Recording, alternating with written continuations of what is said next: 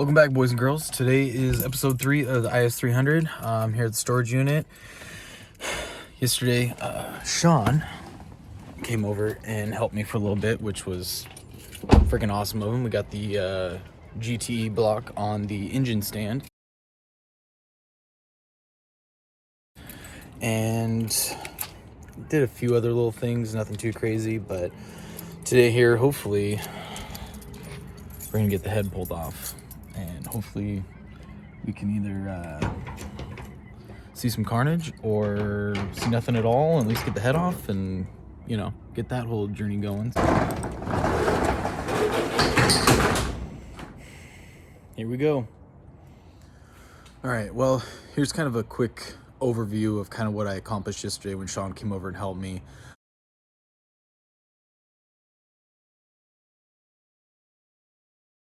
Had a little bit of time, so he came over, helped me, and then I was like here already, and I was like, I'll kill an hour and, you know, take a few things off. So basically what you're looking at, this is the wire harness here. I had to, basically this pulls off from the junction block here of a bunch of relays and fuses and all that.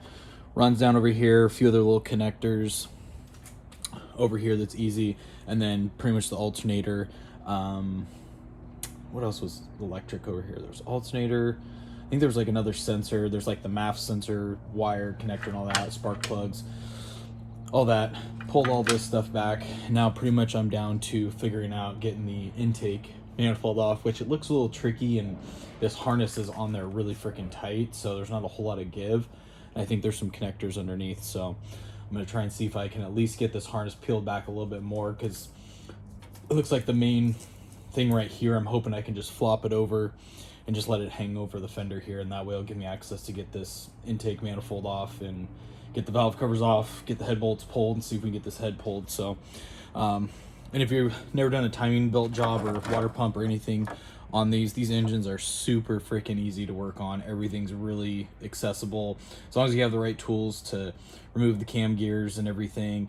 I mean, it's 12 millimeter bolts on the water pump, 14 mil Allen for the little oil cap for the VVTi side. Take that cap off, and then it's like an 8 or 10 mil Allen to take the bolt off, to take the VVTi gear off. And then it's like a 17 mil just hex bolt that holds the exhaust cam gear. And if you have a tool to hold them, super easy to take them off, do all this. I mean, timing belt, as soon as you get the radiator out of here, I mean, you got so much freaking space here. Super easy to work on these cars. So all right, I'm gonna put you on a time lapse here and see if we can make some progress. So I forgot to hit the time lapse button, so I went ahead and took a bunch of shit apart, so my bad.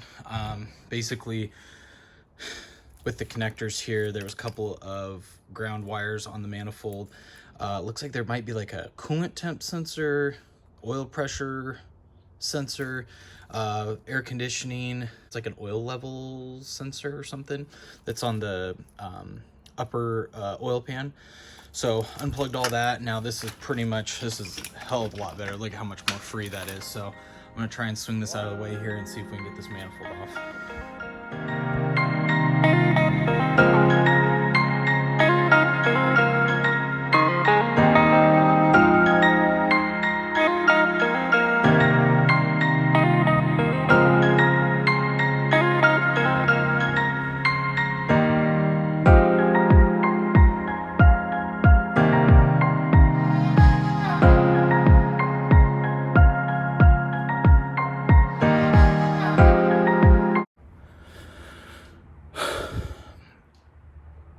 I think about this a lot when I work on cars, and I understand engineers get paid a lot of money. They've done some amazing things. They build things, they come up with all this shit, and I get to take it apart.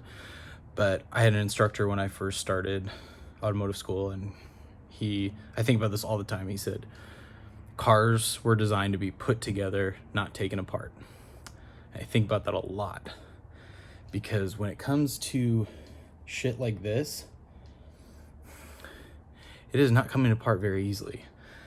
The evap, emission controls, the starter wire, everything is run through the middle of this freaking intake. And it's like, I mean, yes, part of me is wishing I would have just pulled the whole engine harness and engine and trans and everything all in one thing so I could do it on the ground, but I don't have the cherry picker here in the storage unit, and so I'm trying to do this. And then again too, this is the first time I've ever taken this intake manifold completely off the head, so I'm also kind of learning of what connectors. But man, there is so much over-engineered shit of bolts and things routed, and it's just like, you better believe when I'm putting this back together, I'm putting back this the way that I want. Like this I'm gonna reroute this wire harness so that it is on the outside, not ran through. So if I ever had to take this shit apart, I am not dealing with this crap. This is like so stupid.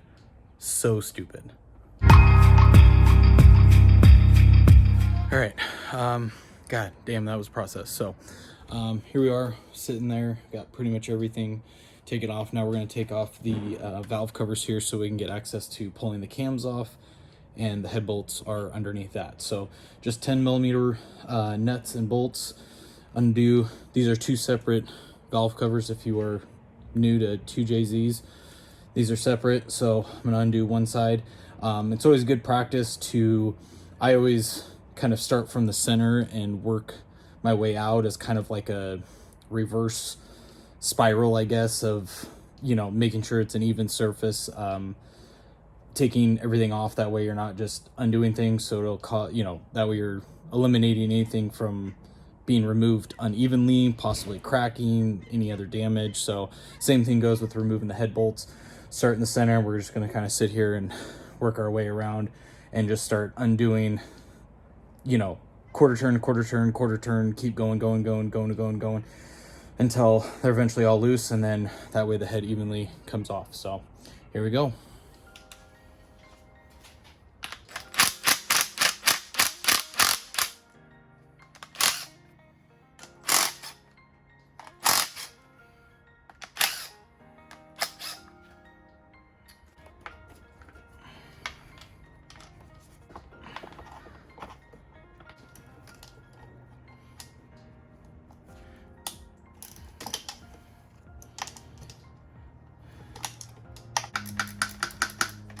So close here, so close.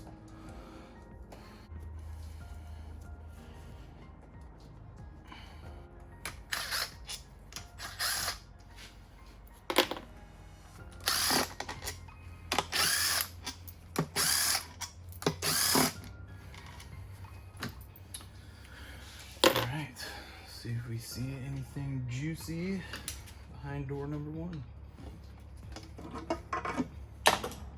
God, I think there's maybe, yeah, I think I only put 2,000 miles on this car since I turboed it and redid all the seals and all this crap. So this is all pretty fresh stuff. So I'm glad it's coming apart pretty easily. Oh, dang. Holy shit. This thing is really freaking clean. There's 223,000 miles on this thing, all original. This thing is freaking clean. The inside still looks freaking immaculate. Damn, that's good stuff. Let's take the other side off.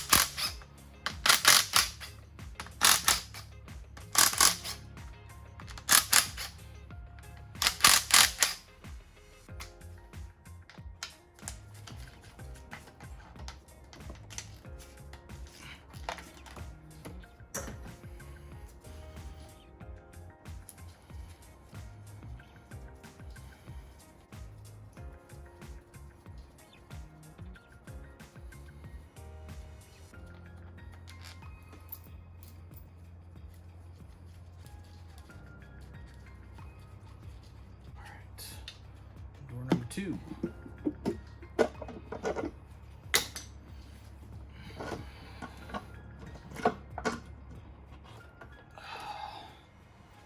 Yeah, dang, just as clean. I don't see any milkshake. I don't see any weird shit on the cams. So fingers crossed we can take this all apart and get the head machined, and life is good.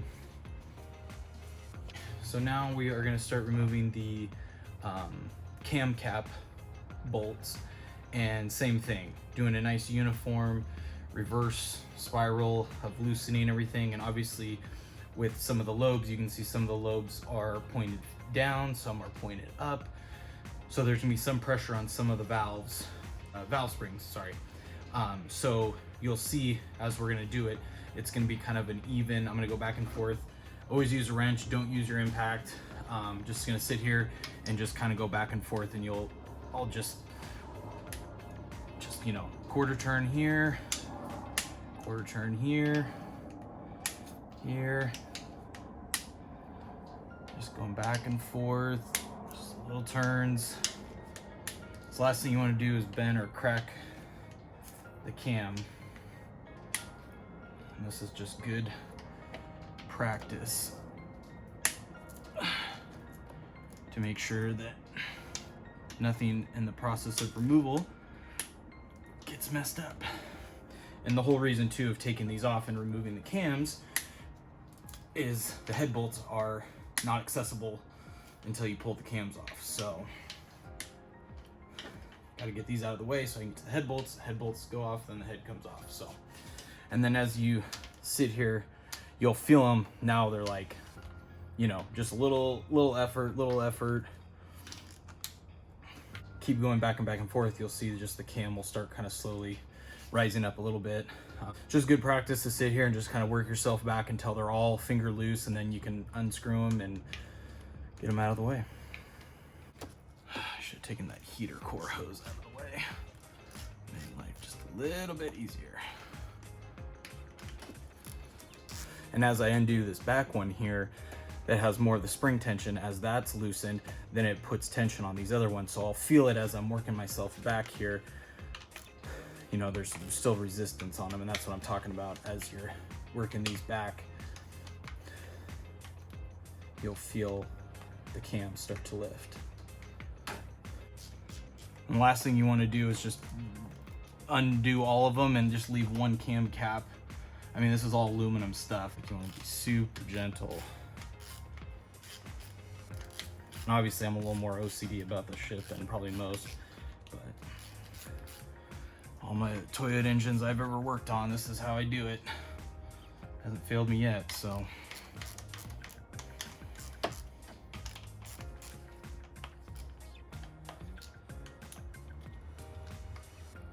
starting to get loose here.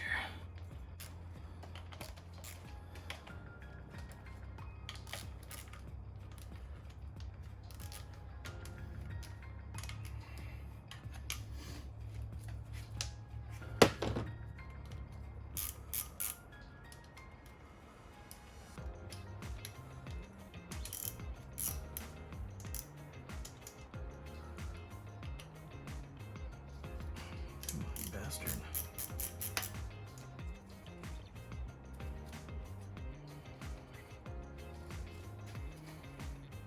Dang, I'm gonna have to take all these out just by hand.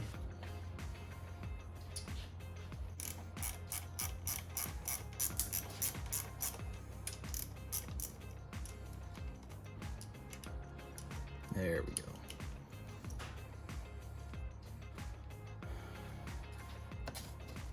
Some of the bolts are catching on the washers.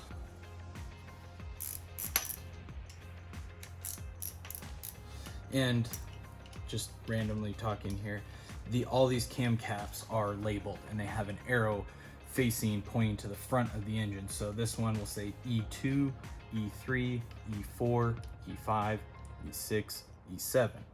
Obviously this one being the first, so that's why I started out here too. But you can see the way the arrow's pointing, and that they're labeled. E is for exhaust, I is for intake. And basically you want to make sure, one, you're putting them back in the exact same location, so obviously counting 1 through 7, but also 2, you make sure that you have it in the right location, because the way the cam wears with the cam caps, you don't want to put, this might have a different tolerance than this one over here, so you don't want to have them mixed up, because I have seen people just throw them on there and it'll chew cams up, and it's not good. So always pay attention. Obviously I'm going to go put them on the shelf and stack them in order. You don't obviously have to keep them in order, but it's good that they're labeled, so obviously that way you won't get them mixed up.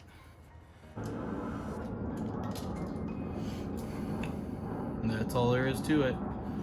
And I try and keep the bolts, but you can see there's no actual bearing this is the bearing surface here, and you can see that, you know, there is some wear marks, and obviously oil gets into the center here that keeps it lubricated. But I always try and keep the bolts and everything exactly how I take it out. Once again, that's my OCD. It doesn't have to be. These are all the same bolts. They're not anything different or specific, but if there is, obviously pay attention to that and make sure they go back in the same spot.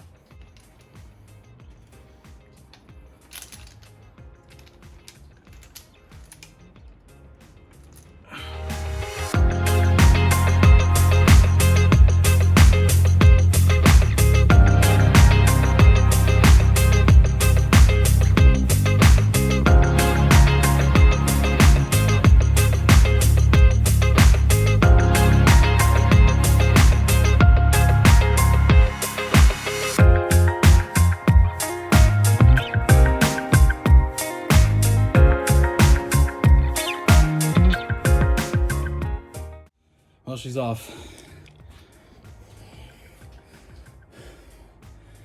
Man, well, I'm actually impressed. There doesn't really seem to be anything super crazy that I see, but we'll have to wait and see. We'll take when this is all done, we'll take the